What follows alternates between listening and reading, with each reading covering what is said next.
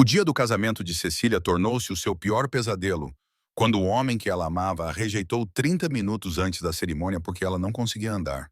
Abandonada, humilhada, destroçada. Mas então um estranho apareceu no jardim da igreja. Um pai solteiro que faria algo tão inesperado, tão poderoso, que reescreveria o destino de ambos. Eis o que aconteceu a seguir. O som atingiu Saurim primeiro, soluços profundos rasgando o ar úmido da savana como uma ferida a abrir. Ele congelou no meio do passo, com a mão pousada protetoramente no ombro da filha, do lado de fora da capela dos salgueiros chorões. Era o tipo de choro que fazia o peito apertar, falando de algo destruído além da reparação. Para os sentidos apurados de Saurim, afiados ao longo de séculos nas sombras, o som era uma força física. Cheirava a sal, desespero e o sabor amargo de cobre da devastação absoluta. Papá, que som é esse? Sussurrou Juniper, de 6 anos, com os olhos violeta arregalados sob a aba do chapéu de sol. Saurin hesitou. Estavam a visitar o túmulo esquecido de um antepassado num canto sombreado do adro da igreja, longe dos olhos curiosos dos mortais. Isso não era da conta deles. O que quer que estivesse a acontecer no jardim lateral não tinha nada a ver com o rei vampiro ou a sua frágil filha que andava à luz do dia. Mas o choro continuava, cru e desesperado. O som de um mundo a desmoronar-se. Fica aqui, minha pequena estrela. Saurin disse baixinho, a sua voz um murmúrio baixo e aveludado a vibrar no ar pesado.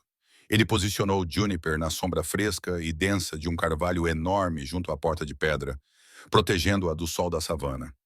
Não te mexas, o sol está a ficar alto. Volto já. Ele contornou a esquina, silencioso como um fantasma, e parou de repente. Uma mulher estava sentada numa cadeira de rodas no jardim isolado, rodeada por pétalas brancas de magnólia caídas que brilhavam como ossos espalhados contra a terra escura. Ela usava um vestido de noiva elaborado com mangas de renda delicadas, a cauda espalhada à volta da cadeira de rodas como neve derretida. O seu cabelo escuro estava penteado num penteado intrincado com flores brancas entrelaçadas, embora alguns fios estivessem soltos. A maquilhagem, aplicada com cuidado meticuloso, estava escorrida pelo rosto. Ela estava completamente sozinha. No que deveria ser o dia do seu casamento, as mãos da mulher tremiam enquanto ela agarrava os braços da cadeira de rodas até os nós dos dedos ficarem brancos. Os ombros tremiam a cada soluço. Ela ainda não tinha notado Saurim, perdida na devastação. Ele ficou paralisado, um predador imortal que tinha visto impérios surgirem e caírem, mas ainda incerto se deveria se aproximar ou recuar. A sua presença seria uma intrusão ou uma gentileza? A decisão foi tomada quando ela olhou para cima. Os seus olhos cheios de lágrimas encontraram os dele. Ela parecia assustada, depois envergonhada, depois resignada, como se tivesse perdido tanta dignidade naquele dia que mais uma testemunha pouco importasse. Desculpe, disse ela com voz trêmula. Não achei que alguém me veria aqui. Saurin deu um passo cauteloso, com musgo espanhol balançando acima dele como cortinas esfarrapadas. Está bem? No momento em que as palavras saíram da sua boca, ele quis retirá-las. Claramente ela não estava bem. Um riso amargo e vazio escapou dela. Se eu estou bem? Ela apontou para si mesma. O vestido, a cadeira de rodas, as lágrimas, o jardim vazio. Hoje deveria ser o dia do meu casamento. Os convidados estão a chegar e o meu noivo acabou de me dizer há 30 minutos que não pode casar comigo. As palavras caíram como um golpe físico. Saurin sentiu uma onda de raiva antiga, um calor no seu sangue frio que não sentia há décadas. Ele não pode fazer isso, continuou ela, com a voz oscilando entre a raiva e a dor. Ele olhou-me nos olhos e disse-me que não pode casar comigo, não porque não me ama ou porque não somos compatíveis, mas por causa disto. Ela bateu no braço da sua cadeira de rodas porque não consigo andar. Saurin sentiu o estômago revirar-se. O quê? Ele não pode casar com alguém numa cadeira de rodas. Ele disse que tentou. Ela disse com palavras cortantes e deliberadas. Ele disse que realmente tentou aceitar isso. Mas olhando para mim com este vestido, sabendo que eu nunca caminharia até o altar, sabendo que o nosso futuro seria complicado, ele não conseguiu. Então, ele foi embora. Simplesmente saiu. Deixou-me aqui com este vestido na frente de 200 pessoas. O silêncio era sufocante. Saurin ficou ali, um estranho, vendo o mundo de uma mulher desmoronar. Ele havia experimentado dor em sua longa vida, do tipo que deixa marcas na alma. Mas essa rejeição no dia do seu casamento, por algo além do seu controle, era uma crueldade que ele não conseguia compreender. 8 meses atrás, ela disse com a voz mais baixa, distante. Eu era arquivista na Sociedade Histórica de Savannah. Eu amava meu trabalho. Eu amava a história. Então aconteceu um acidente. Um motorista bêbado. O impacto esmagou a minha coluna. Ela respirou trêmula, olhando para a copa das árvores. A cirurgia salvou a minha vida, mas estou paralisada da cintura para baixo. Nunca mais vou andar. O coração que não batia de Sorin rachou um pouco mais. Preston, o meu noivo, disse que ficaria, ela sussurrou. Ele visitava-me no hospital, segurava a minha mão durante a reabilitação. Dizia que iríamos superar isso juntos. Adiamos o casamento por 6 meses para que eu pudesse me recuperar. Ele parecia solidário, dizia as coisas certas. Eu acreditei nele. Mas ele não acreditou, disse Saurin suavemente. Não, a palavra foi um suspiro. 3 semanas atrás notei mudanças, pequenas coisas. Ele parou de segurar a minha mão, recuava ao ajudar com a cadeira de rodas. Vi dúvida nos seus olhos, mas disse a mim mesma que estava a lhe imaginar coisas. Eu queria tanto acreditar que ele me amava o suficiente. Ela enxugou o rosto, borrando o rímel. Esta manhã, eu estava no camarim da noiva, nervosa, mas animada. Preston entrou. Azar, certo? Ele disse que precisava conversar. Disse que não conseguia fazer isso. Que tinha tentado se convencer de que poderia lidar com isso, mas queria uma vida normal com uma esposa normal. Novas lágrimas caíram. Ele disse que sentia muito. Como se pedir desculpa resolvesse o fato de ele ter mentido durante meses. Deixar-me planear este casamento. Deixar-me acreditar em nós.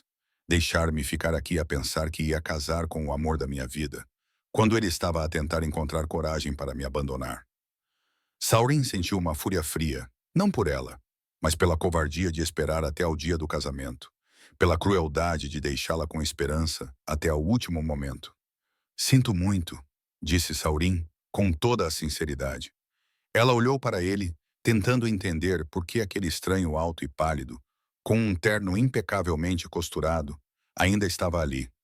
A pior parte, ela pensou, é que todos vão entender. Dirão que Preston foi corajoso por tentar. Dirão que é compreensível que ele não conseguisse lidar com uma esposa deficiente. Terão pena de mim. Pobre Cecília paralisada, rejeitada no altar. Essa será a minha história para sempre. A noiva foi embora porque não conseguia andar. Cecília. O nome combinava com ela. Elegante, resiliente. Essa não será a sua história, disse Saurin, com uma voz que transmitia a autoridade de um rei. Ela parecia cética. Como você sabe? Porque você decide a sua história, disse ele com firmeza. Não ele. Não as pessoas lá dentro. O teu dia de hoje define-o. Mostra quem ele é e não é bonito. Mas não diz nada sobre o teu valor. A expressão de Cecília mudou ligeiramente. É fácil dizer isso quando não estás numa cadeira de rodas. Tens razão, reconheceu Saurin, agachando-se para ficar mais perto dela. Não posso saber como te sentes agora, mas sei como é ser abandonado por alguém que prometeu ficar. As palavras pairaram no ar. Cecília estudou o rosto dele, os ângulos acentuados e os olhos sombreados. Sou pai solteiro. Saurin disse. A minha filha Juniper está à espera à porta. Ela tem 6 anos e tem uma doença. Saurin escolheu as palavras com cuidado. A mãe dela foi-se embora quando Juniper tinha 2 anos. As velhas feridas ainda estavam sensíveis. Ela disse que não estava pronta para a responsabilidade. Não conseguia lidar com os episódios, a preocupação, as limitações. Ela queria uma vida perfeita e brilhante, sem uma criança doente. Então, ela foi embora. Deixou-nos aos dois. Sinto muito, Cecília sussurrou. Saurin abanou a cabeça. Não estou a contar-te isso para obter simpatia. Estou a contar porque entendo como é quando alguém decide que não vale a pena enfrentar as dificuldades. Quando escolhem a conveniência em vez do compromisso, isso diz tudo sobre eles. Nada sobre ti. Cecília estava realmente a ouvir agora. Por muito tempo, achei que talvez ela estivesse certa, admitiu Saurin. Talvez eu não fosse suficiente. Talvez a Juniper e eu fôssemos muito trabalhosos. Mas então percebi uma coisa. O quê? O amor verdadeiro não é encontrar alguém quando a vida está fácil, disse Saurin, com a voz pesada como o peso de séculos. É escolher ficar quando a vida fica difícil. Olhar para os desafios e dizer: estou aqui, não vou a lugar nenhum. O teu noivo falhou nesse teste, concluiu Saurin. Mas isso não significa que não sejas digna de alguém que o passe. O jardim ficou em silêncio. Cecília olhou para o seu anel de noivado. Lentamente, ela o tirou e colocou-o no colo.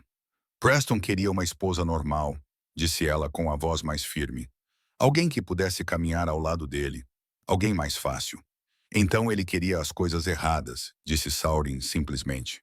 Antes que ela pudesse responder, pequenos passos estalaram na gravilha. Juniper espreitou pela esquina, emoldurada por cachos escuros e um chapéu de sol. Papá, estiveste fora muito tempo, disse ela. Então os seus olhos violeta pousaram em Cecília. Uau, pareces uma rainha da lua. Apesar da dor no coração, Cecília riu. Um som pequeno, lacrimoso, real. Obrigada, querida, disse ela. Sou a Cecília. Sou a Juniper. A menina aproximou-se sem se incomodar com a cadeira de rodas ou as lágrimas. Por que estás triste? As rainhas não devem ficar tristes. Às vezes, até as rainhas têm dias maus, disse Cecília gentilmente. Juniper acenou com a cabeça séria. O meu pai diz que os dias maus não duram para sempre e que as estrelas sempre voltam, mesmo depois da noite mais escura. O coração de Saurin encheu-se de orgulho. Isso é muito sábio, disse Cecília. Posso sentar-me contigo? Perguntou Juniper. Parece que precisas de uma amiga. Sem esperar, ela sentou-se na relva, apanhando um punhado de pétalas de magnólia. São bonitas, disse ela. As árvores fizeram-nas para ti? Acho que sim, disse Cecília suavemente. A minha irmã ajudou-me a preparar-me esta manhã antes de ir. Ela não terminou, mas Juniper pareceu compreender. Bem, acho que estás linda, declarou Juniper com absoluta certeza. E quem quer que tenha te deixado triste estava errado. Os olhos de Cecília se encheram de lágrimas novamente, mas agora eram lágrimas diferentes. Ela olhou para aquela menina, que lhe oferecia gentileza sem complicações, e algo dentro dela se soltou. Saurin observou as duas e tomou uma decisão. Ele se sentou na grama, estragando seu terno feito sob medida, completando o pequeno círculo. Cecília ficou olhando. Você não precisa fazer isso. Eu sei, disse Saurin, mas vou fazê-lo. Sentaram-se juntos no jardim, com o sol a filtrar-se através do musgo espanhol. Qual é o teu animal favorito? Perguntou Juniper alegremente. Cecília pestanejou. Eu trabalho nos arquivos, mas adoro animais. Tenho um cão de terapia. A sério? Juniper animou-se. Gostas de gatos? Adoro gatos, disse Cecília. Mas o Barnaby, o meu cão, é um Golden Retriever. Ele ajuda-me a apanhar coisas. É muito gentil. Não temos um cão. Juniper disse. O papá diz que os cães grandes são muito sujos. Ela olhou para Saurin, corrigindo-se rapidamente. Saurin conteve um sorriso. Eu disse que um cão requer muito espaço no quintal, June. Talvez você pudesse conhecer o Barnaby, disse Cecília, sorrindo de verdade. Ele faz as pessoas se sentirem melhor quando estão tristes. O papai diz que esse é o superpoder dele. Juniper disse. Saurin encontrou os olhos de Cecília e uma compreensão passou entre eles. Uma conexão que nenhum dos dois esperava. De repente, passos se aproximaram. A irmã de Cecília apareceu com um ar exausto. Ao ver Cecília no chão com estranhos, uma expressão de confusão passou pelo seu rosto. Cecília, disse ela, precisamos decidir o que fazer. A mãe e o pai estão com o coordenador. Os convidados estão a ir embora, mas as pessoas estão a fazer perguntas. Ela parou, percebendo que Cecília não estava a chorar. Estás bem? Não, disse Cecília com sinceridade. Mas vou ficar. Dá-me mais alguns minutos, acrescentou Cecília. A irmã olhou para Saurin e Juniper. Saurin levantou-se com fluidez, sacudindo as folhas, e acenou com a cabeça de forma tranquilizadora, uma mensagem silenciosa de que ela estava segura. Mais alguns minutos, concordou a irmã suavemente. Depois temos de ir para casa. Depois de ela sair, Juniper virou-se para Cecília com determinação. Sabes que mais? Devíamos fazer uma festa aqui mesmo. Uma festa alegre para compensar a triste. Juniper, advertiu Saurin. Na verdade, isso parece perfeito. interrompeu Cecília. Juniper sorriu, recolhendo pétalas. Estas são decorações, papá. Toque música. Saurin pegou no telemóvel. Que tipo de música as rainhas gostam? Cecília riu. Há muito tempo que não me perguntam isso. Já era hora de alguém perguntar, disse Saurin, pressionando o play. Uma suave música clássica de violoncelo começou a tocar, assombrosa, melancólica, esperançosa. Cecília fechou os olhos, deixando-se levar pela música. Juniper entregou-lhe um ramo de magnólias. Toda rainha precisa de flores. Cecília aceitou-as, sentindo uma mudança. Este não era o casamento que ela planeava. Mas, sentada ali com um estranho e a sua filha, ela sentiu-se vista. Não como uma vítima digna de pena, mas como Cecília. Obrigada, sussurrou ela para Saurin. Não precisavas de parar. Não precisavas de ficar. Sim, precisava. Saurin disse, às vezes, o mais importante é apenas aparecer, especialmente quando é desconfortável. Cecília estudou a sinceridade dele. Este homem compreendia a bondade de uma forma que Preston nunca compreendeu. Não se tratava de grandes gestos, tratava-se de sentar-se na confusão com alguém. Eu nem sei o teu nome, disse ela. Saurin, ele respondeu. Saurin Vane. Bem, dor em vão, você pode ter salvado a minha vida hoje. Eu não salvei nada, ele disse gentilmente. Eu apenas lembrei-te que és mais forte do que este momento. O que aconteceu hoje não escreve o resto da tua história. Eles ficaram sentados por mais algum tempo. Juniper conversou sobre a escola. Cecília realmente ouviu, sentindo algo além do desespero. Quando os pais dela finalmente apareceram, Saurin levantou-se. Devo deixar-te ir, mas posso dar-te uma coisa? Cecília acenou com a cabeça. Saurin entregou-lhe um cartão preto fosco pesado com letras prateadas. Apenas um número, sem pressão, disse ele. Mas se alguma vez precisares de alguém com quem conversar, alguém que entenda o abandono, estou aqui, mesmo que seja só para ouvir. Cecília pegou-o com os dedos trêmulos. Por que estás a ser tão gentil? Tu nem me conheces. Talvez seja por isso, respondeu Saurin. Estranhos oferecem distância e honestidade sem julgamento. Ele olhou para ela intensamente. Cecília, não sei quanto tempo levará para curar, mas sei que tu ficarás bem e espero que entres em contato, porque tu és alguém que vale a pena conhecer. Lágrimas suaves caíram do rosto de Cecília. Lágrimas misturadas com esperança. Obrigada. Juniper abraçou-a. Adeus, Rainha Cecília. Melhore logo. Adeus, Juniper. Obrigada pela festa.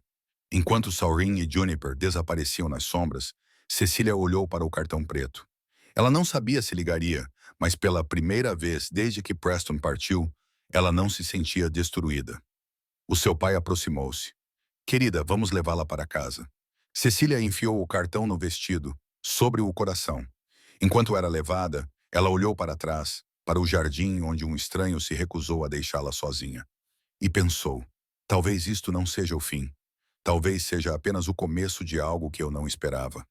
O silêncio no apartamento de Cecília era um peso pesado e sufocante após o seu casamento abandonado. A sua casa cheia de presentes fechados era um museu de esperança perdida. Confinada à sua cadeira de rodas, ela passou 3 dias imobilizada.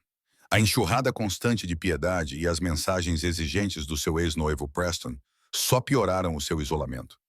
No terceiro dia, ela realizou um pequeno ato silencioso de violência contra o passado, apagando e bloqueando o número de Preston.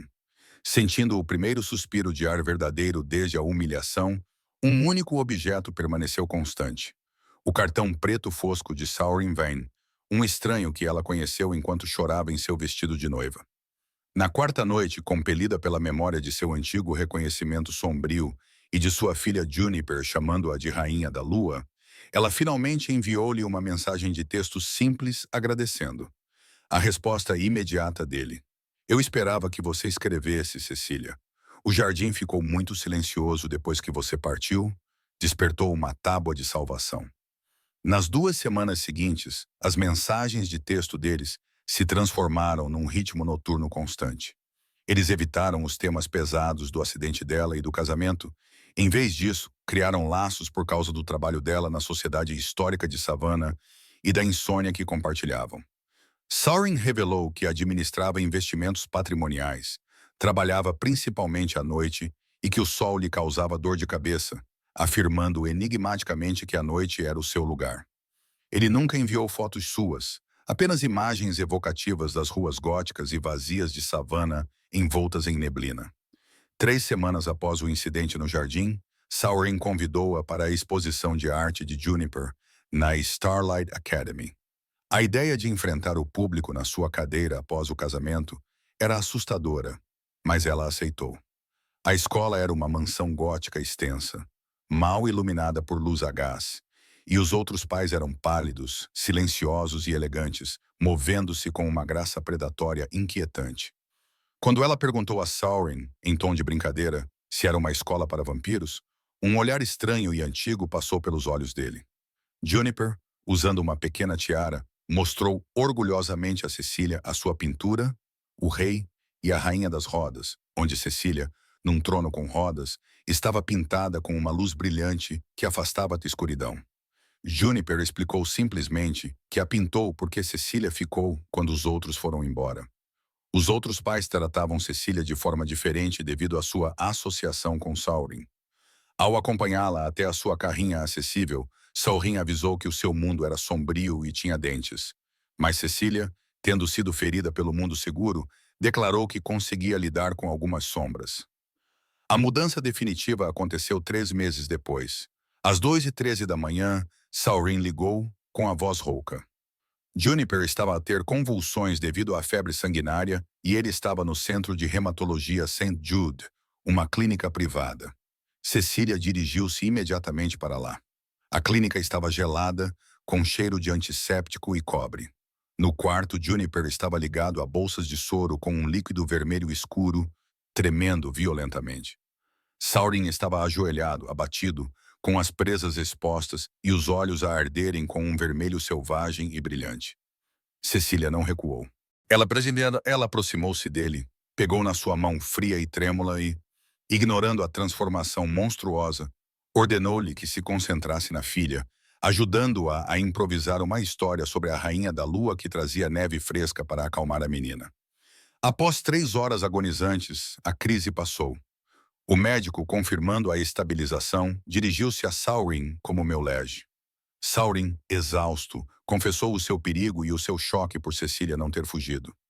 Não posso exatamente fugir, Saurin, brincou ela. Ele sussurrou que a tinha chamado porque estava a afogar-se e sabia que ela era a única que poderia ensiná-lo a nadar. Beijou os nós dos dedos dela, o gesto frio a arder como fogo. Quando ele perguntou se eram apenas amigos, Cecília admitiu que não sabia, mas confirmou que não iria embora. Inclinando-se para perto, Saurin avisou-a que o seu mundo era eterno e difícil, e, uma vez que ela ficasse, ele não a deixaria ir. Cecília, pensando em Preston, que queria algo fácil, olhou para Saurin e disse: "Não estou à procura de algo fácil. Estou à procura do que é real." Ele rendeu-se, encostando a testa na dela. "Então fica conosco." Ao dirigir para casa ao amanhecer, Cecília percebeu que tinha sido ela a forte, a rocha, e que o homem das sombras a tinha olhado não com pena, mas com uma necessidade desesperada e consumidora. A sua história estava apenas a chegar à parte boa. As semanas que se seguiram à crise na clínica St. Jude foram um período de realidade suspensa para o mundo exterior. Cecília era simplesmente a arquivista que tinha tragicamente perdido o noivo e estava lentamente, silenciosamente, reconstruindo a sua vida. Mas quando o sol se punha no horizonte e as lâmpadas a gás de savana acendiam, ela entrava num mundo completamente diferente. Era um mundo de sussurros abafados, de carros com vidros escuros deslizando pela neblina e de um amor que parecia tão perigoso quanto inevitável. Saurin não se escondia mais dela. Ele não mostrava as presas à mesa de jantar, mas parou de fingir que bebia café. Parou de fingir cordialidade. Deixou que ela visse a quietude do seu peito, a maneira como ele não precisava respirar, a menos que estivesse a falar. E em troca, Cecília deixou de esconder as suas próprias vulnerabilidades. Deixou-o ver os dias maus, os dias em que a dor nos nervos das pernas era como um raio irregular. Os dias em que a sensação fantasma dos dedos dos pés que não conseguia mover a levava às lágrimas. E nesses dias, Saurin não desviou o olhar. Não ofereceu clichês vazios sobre melhorar. Simplesmente sentou-se com ela. Às vezes, colocava as mãos geladas nos joelhos dela. O frio sobrenatural agia como um analgésico melhor do que qualquer medicamento que ela já tivesse tomado. Mãos frias, coração quente. Ela brincou com ele uma vez, observando o alívio tomar conta do seu rosto enquanto ele a ajudava a lidar com a dor. Mãos frias, coração imóvel. Ele a corrigiu gentilmente com os olhos escuros e indecifráveis. Mas ele bate por ti, à sua maneira. Era uma terça-feira, no final de novembro, quando o véu final caiu. As folhas de outono no Forsyth Park tinham se tornado num dourado brilhante, cobrindo o chão com uma camada de âmbar estaladiço. Saurin pediu-lhe para se encontrar com ele junto à fonte, a enorme fonte branca icônica que normalmente estava cheia de turistas, mas que agora, a 1h da manhã, estava abandonada à névoa e à lua.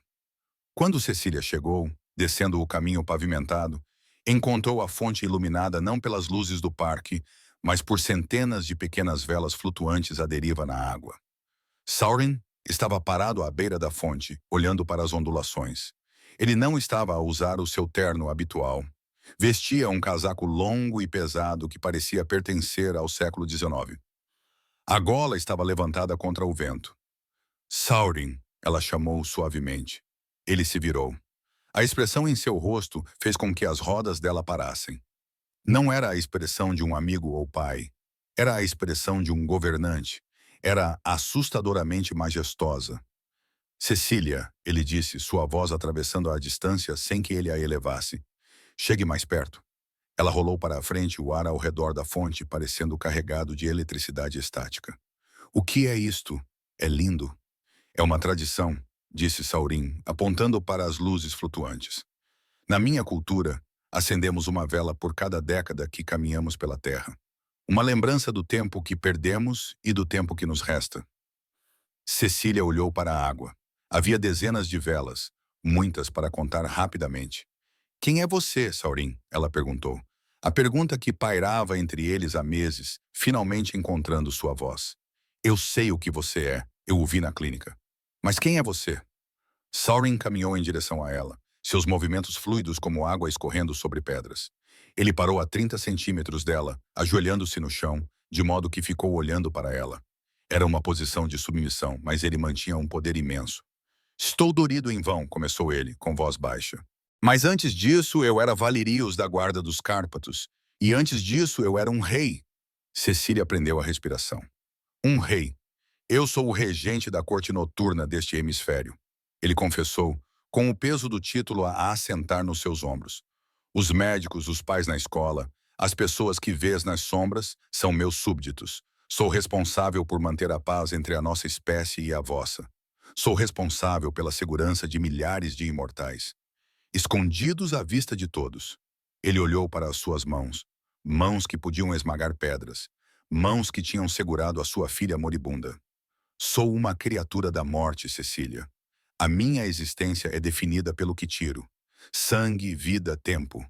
Ando nesta terra há 400 anos. Vi tudo o que amas transformar-se em pó. Ele olhou para cima e os seus olhos brilhavam com uma rara umidade prateada. E é por isso que tenho medo de te contar. Porque o Preston deixou-te por algo tão trivial como uma cadeira de rodas. Ele não conseguia lidar com um desvio do seu normal. Como poderia esperar que tu lidasse com isto? Que lidasse com um monstro? Que lidasse com um rei que vive na escuridão? Cecília olhou para ele.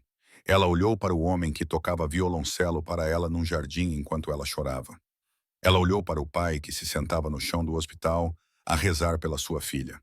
Ela olhou para o ser que tratava a sua paralisia não como um defeito, mas como um simples facto da sua anatomia. Não mais importante do que a cor dos seus olhos. Achas que tenho medo de ti porque és um vampiro? Perguntou Cecília suavemente. Acho que devias ter, sussurrou Saurin. Sou uma predadora e sou uma sobrevivente, rebateu Cecília. Ela estendeu a mão, segurando o rosto frio e pálido dele com as mãos quentes. Saurin, olhe-lhe para mim. Olhe-lhe para a cadeira. No último ano, o mundo olhou para mim e viu algo quebrado. Eles veem as rodas e deixam de ver a mulher. Preston viu a cadeira e viu um fardo. Ele viu o trabalho árduo. Ele viu um inconveniente a mano. Ela se inclinou para a frente com a testa apoiada na dele. Mas tu viste a cadeira e não te importaste. Tu viste-me. Viste a minha dor, o meu humor, o meu amor pela história. Viste a rainha da lua de Juniper. Então por que eu olharia para ti e veria um monstro? Por que eu te julgaria pela tua natureza quando conheço o teu coração? Porque não posso dar-te uma vida normal, disse Saurin, com a voz embargada. Não posso dar-te dias ensolarados na praia. Não posso dar-te o envelhecimento juntos. Eu vou ver-te envelhecer, Cecília. Eu vou permanecer assim, e tu vais murchar. Essa é a maldição. Então teremos a noite, disse Cecília ferozmente. E quem quer envelhecer, afinal? Prefiro viver plenamente. Prefiro ser amada profundamente por 50 anos do que tolerada por 100. Saurin olhou para ela, atordoado pela sua lógica, pela sua coragem. Aceitarias isto? Aceitarias as sombras, o sangue, a coroa? Fui rejeitada por ser humana e imperfeita, sussurrou Cecília, com lágrimas a escorrerem-lhe pelas bochechas. Achas mesmo que te rejeitaria por seres imortal e perfeito? Eu escolho-te, Saurin. Presas, coroa, insônia e tudo o resto. Saurin não falou. Não conseguia. Em vez disso, inclinou-se para a frente e beijou-a. Não foi o beijo hesitante da clínica. Foi um beijo de séculos de solidão finalmente encontrando um lar. Foi frio e quente ao mesmo tempo, uma colisão entre a vida e a morte, entre o dia e a noite. Naquele momento, sob as luzes a gás do Forsyth Park, a arquivista tornou-se rainha. Os meses que se seguiram foram uma montagem de adaptação e alegria que Cecília não imaginava ser possível. A vida normal que Preston queria para ela. A cerca branca, os brunches de domingo, a simplicidade conformista desapareceram na memória, substituídos por algo muito mais vibrante. Saurin não se limitou a acomodar a sua deficiência. Ele integrou-a no seu mundo com os recursos de um rei. Uma noite, ele levou-a até a garagem da sua propriedade. Lá estava o seu Cadillac conversível preto vintage dos anos 60, mas ele tinha sido modificado. Pedi aos engenheiros para darem uma olhada, disse Saurin casualmente, encostado na moldura da porta. Ele apertou um botão no chaveiro. O lado do passageiro do carro não se limitou a abrir. Todo o banco girou para fora e baixou até a altura exata da sua cadeira de rodas. Um braço robótico elegante estendeu-se da bagageira para recolher a sua cadeira e guardá-la. Transformou um Cadillac clássico num veículo acessível. Cecília suspirou, passando a mão pelo couro. Saurin, os colecionadores matariam-no por modificar este carro. Deixe-os tentar, sorriu Saurin, mostrando um pouco das presas. Eu queria que pudéssemos conduzir com a capota aberta. A Juniper gosta do vento. E foi o que fizeram. Conduziram pelas ruas de Savannah à meia-noite, com o vento nos cabelos, a Juniper a rir no banco de trás, apontando as constelações que conhecia de cor. Ele usava a sua imortalidade para servi-la, nunca para controlá-la. Quando visitavam locais históricos antigos para o trabalho dela que não tinham rampas, Saurin não fazia cena. Simplesmente a pegava no colo, com a cadeira e tudo, se necessário, e a carregava pelas escadas com a graça natural de desafiar a gravidade. Ele a fazia sentir leve. Meu elevador pessoal, ela brincava. A minha âncora pessoal, ele respondia. Juniper, por sua vez, prosperava. Com a presença tranquilizadora de Cecília, a ansiedade da menina diminuiu. Os episódios de febre sanguínea tornaram-se mais raros. Ela começou a chamar Cecília de mãe naturalmente, sem perguntar, como se fosse o único título que fizesse sentido.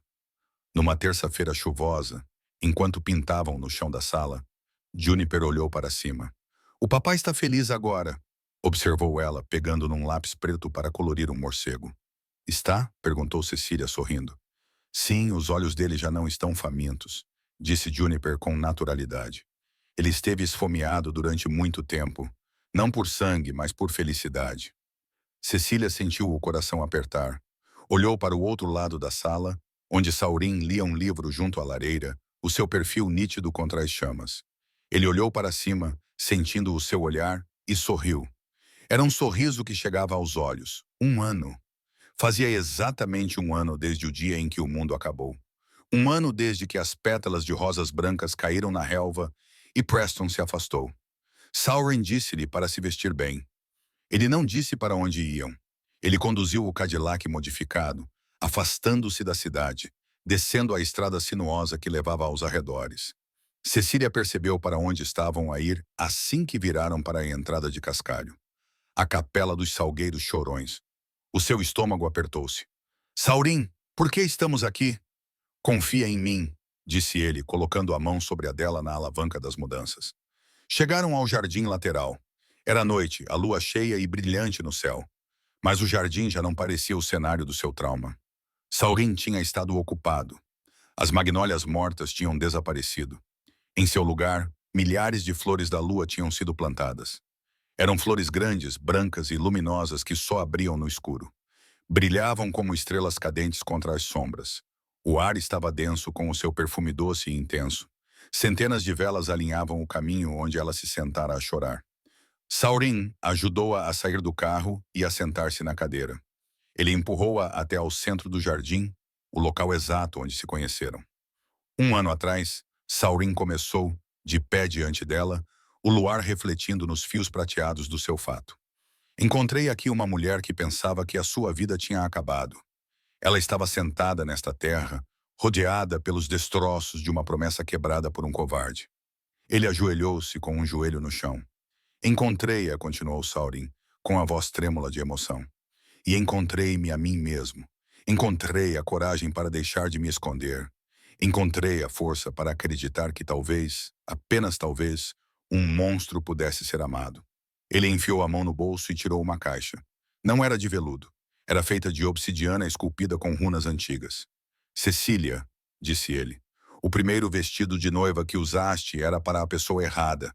Era para um homem que queria que ficasses de pé para que ele se sentisse alto. Eu não preciso que fiques de pé. Preciso que voes.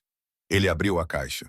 Dentro não havia um diamante. Era uma aliança feita de ferro meteórico, metal estelar, com uma pedra que mudava de violeta profundo para branco-lua. Este anel foi forjado no coração de uma estrela moribunda. Saurin disse, é eterno como o meu amor por ti, Cecília. Queres casar comigo? Queres ser a minha rainha, a minha parceira, a minha consciência e a minha esposa, para esta vida e para o que vier depois? Antes que Cecília pudesse responder, ouviu-se um barulho nos arbustos. Juniper apareceu, vestindo um vestido que parecia ter sido feito de luz estelar tecida. Ela segurava um cartaz que claramente tinha pintado ela mesma. Em letras desordenadas e brilhantes dizia: Queres ser a minha mãe imortal? Cecília riu, um som que se transformou num soluço de pura e avassaladora alegria. Sim, ela ofegou. Sim, 1000 vezes sim. Sim. Saurin colocou o anel no dedo dela. Ele serviu perfeitamente. Ele levantou-se e puxou-a para os seus braços, enterrando o rosto no pescoço dela, respirando o seu cheiro. Juniper correu para a frente, envolvendo os dois com os braços, criando um emaranhado de risos e lágrimas. Nós amamos-te, Cecília, sussurrou Saurin no cabelo dela. Tal como sempre amamos. 3 meses depois, eles casaram-se na capela dos Salgueiros Chorões. Mas não foi um casamento matinal. A cerimônia aconteceu à meia-noite, sob o olhar atento de uma lua prateada. Os bancos da igreja não estavam cheios de parentes críticos, mas sim de vampiros da corte noturna, estudiosos e párias, que inclinaram a cabeça em respeito quando a noiva apareceu. Cecília não usava o vestido de renda de 1 ano atrás. Ela queimou aquele vestido. Em vez disso, usava um vestido de seda prateada que fluía como mercúrio líquido. Ela não tentou esconder a sua cadeira de rodas. A cadeira tinha sido decorada com ramos de jasmim noturno e fitas prateadas. Não havia música de órgão. Em vez disso, um quarteto de cordas tocou a melodia assombrosa que Saurin tinha tocado no seu telemóvel no jardim. Cecília rolou pela nave. Ninguém caminhou ao seu lado para a entregar, porque ela não pertencia a ninguém além de si mesma. Ela rolou com a cabeça erguida, os olhos fixos no homem que esperava no altar. Saurin estava ali não como um predador, mas como um marido. Ele olhou para ela com uma devoção que fez os imortais na sala chorarem lágrimas de inveja. Quando ela chegou, até ele não se inclinou. Ele ajoelhou-se. Ele passou toda a cerimônia de joelhos para poder segurar as mãos dela e olhar nos seus olhos ao nível dela. O oficiante, um ancião com olhos como mármore branco, falou sobre compromisso. Você, Saurin, aceita Cecília como sua esposa? Para ficar ao lado dela por toda a eternidade, na saúde e na doença, no sangue e na luz, por todas as noites da sua existência. Aceito, disse Saurin, sua voz ecoando nas paredes de pedra. Absolutamente, sem dúvida. E você, Cecília, aceita Saurin como seu marido? Cecília olhou para este homem que a encontrou quebrada e ficou até que ela se recuperasse. Este homem que viu além das rodas e viu a guerreira. Aceito, disse ela com voz forte e clara.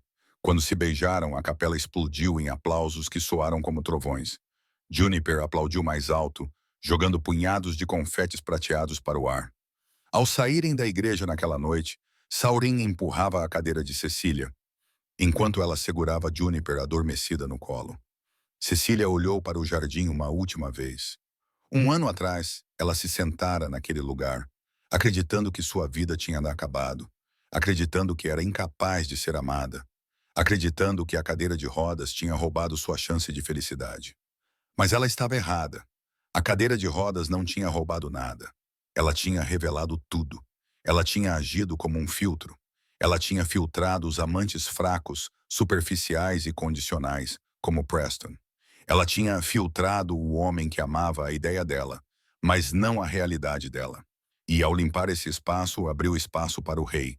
Abriu espaço para um amor forte o suficiente para carregar o peso de um reino e gentil o suficiente para segurar um coração partido até que ele se curasse. A lição educativa. Se esta história tocou o seu coração, quero que pare um momento e ouça realmente a lição que Cecília e Saurin nos ensinaram hoje. Na vida, temos pavor da rejeição. Olhamos para as nossas cicatrizes, os nossos fracassos, as nossas deficiências ou o nosso fardo, como o passado de Saurin ou a cadeira de Cecília, e pensamos que eles nos tornam indignos de amor.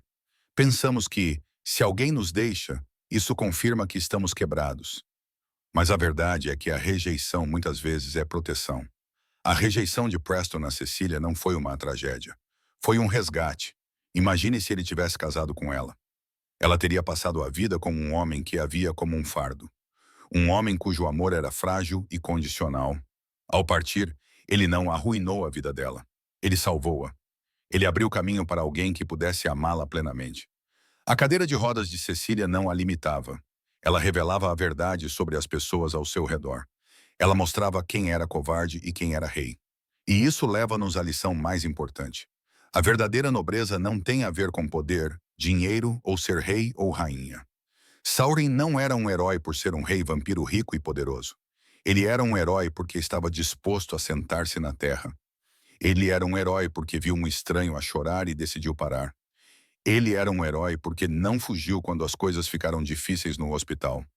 O amor verdadeiro não tem a ver com encontrar alguém perfeito. Tem a ver com encontrar alguém que olha para a sua confusão, a sua doença, os seus dias maus, as suas complicações e diz: estou aqui, não vou a lado nenhum. Portanto, se estiver a passar por um momento difícil, se sentir rejeitado ou abandonado, lembre-se da Capela dos Salgueiros Chorões. Lembre-se de que, às vezes, o pior dia da sua vida é, na verdade, a porta de entrada para o melhor capítulo. Às vezes, a pessoa que vai embora está apenas a abrir espaço para a pessoa que vai ficar. E, às vezes, as coisas que pensamos ser nossas fraquezas são, na verdade, as mesmas que nos levam ao nosso verdadeiro destino. Nunca se contente com um amor que exige que você seja normal. Espere pelo amor que o trata como realeza, exatamente como você é.